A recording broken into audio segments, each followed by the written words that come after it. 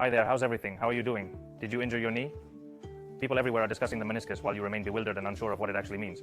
In this instructional video, I will be discussing the topic of menisci and providing a set of tests that you can perform on yourself for a self-diagnosis. Let's initiate the assessment by starting with the initial test, which is designed to evaluate the condition of our menisci. It should be quite simple, don't you think? I will take a seat for a moment, and from this position, we will aim for the greatest possible degree of bending in the knee. Let's attempt to flex the knee to the maximum extent attainable. If you are unable to perform this task, it does not imply that your meniscus is injured. However, if your meniscus is indeed damaged, I can guarantee that you will not be able to complete it, alright? Just because you lack the ability doesn't necessarily imply a problem exists with you. However, if you are unable to accomplish this task, it is highly probable that there is an issue. In order to increase the challenge and intensify the workload of the test, one option is to implement the following approach. Let's go ahead and do a squat, shall we? It's always a good idea to have something to support ourselves with. That way, if it becomes uncomfortable, we can easily stand up.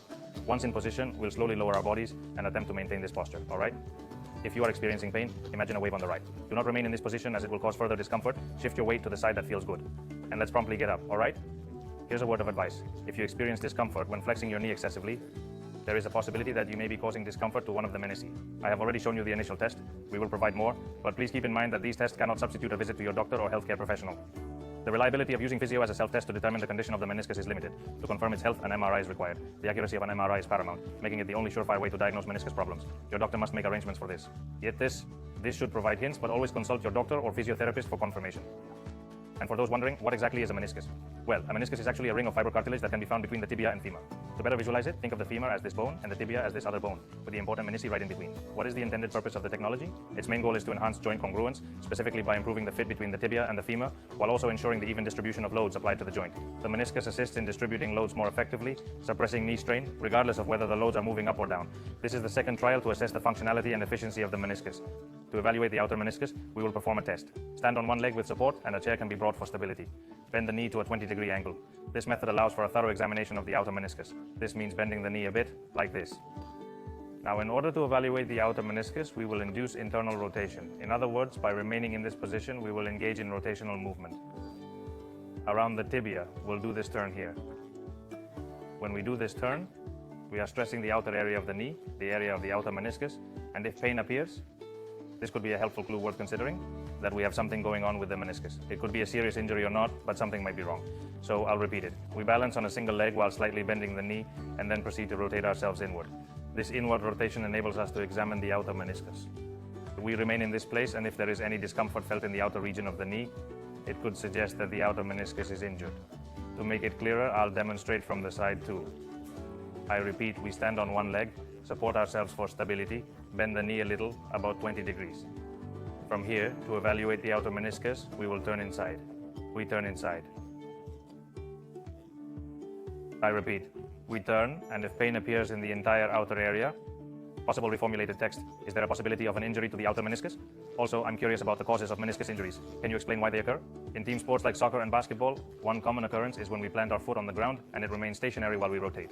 This situation is frequently observed, and it is a characteristic feature of many team sports. If the femur rotates above If the tibia is affected, there is a high chance of sustaining a meniscus injury similar to the previous test we conducted.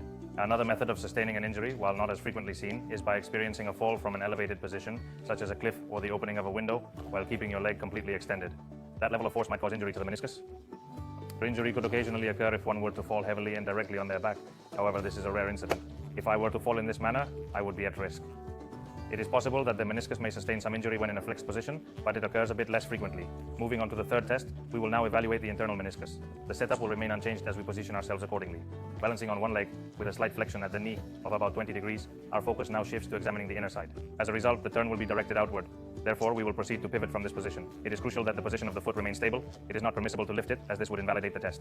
We lean on it, and we rotate, rotate, rotate. And if you experience pain in this area, it may indicate a possible internal meniscus injury. I'll show it from the side for better visibility. I balance on one leg, bending the knee slightly, and now we rotate outward while keeping the foot steady, which is key. Slight bend, and we rotate. And you know that any pain or discomfort in the inner part, a possible indication of an injury to the internal meniscus, could be highlighted. There is another type of common meniscus injury known as degenerative tears. These tears develop gradually over time as a result of microtraumas or repetitive use of the affected area. It is important to acknowledge that many of these tears are not physically painful and do not hold much significance.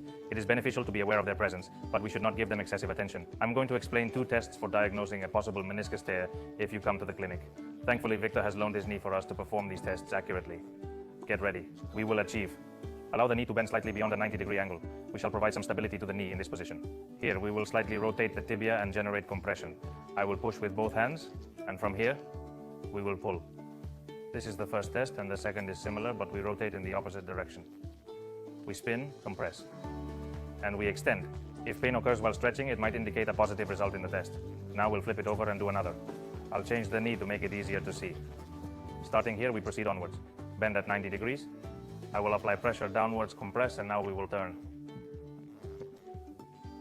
If I compress and twist to one side, it could mean a meniscus injury, and if I compress and twist to the other side, it could indicate an issue with the other one. And this is an example of 2 quick tests we could perform in the clinic. After providing an explanation of the meniscus test, it is of utmost importance to wait at least 2 days if you have recently sustained an injury. This is because the swelling that occurs during this time can potentially render the tests unreliable. Over the course of the next 2 days, there are several actions you can take. To control pain and swelling, applying ice to the knee for a duration of 8 to 10 minutes every 2 hours is recommended. To expedite the reduction of swelling, consider utilizing either a knee sleeve or compression bandage. Both options effectively aid in draining excess fluid. To assist with mobility, crutches can be used when walking is difficult, providing partial weight-bearing support. If possible, it is advisable to gradually put weight on the crutches as long as it remains comfortable. We hope we've assisted you and see you next time.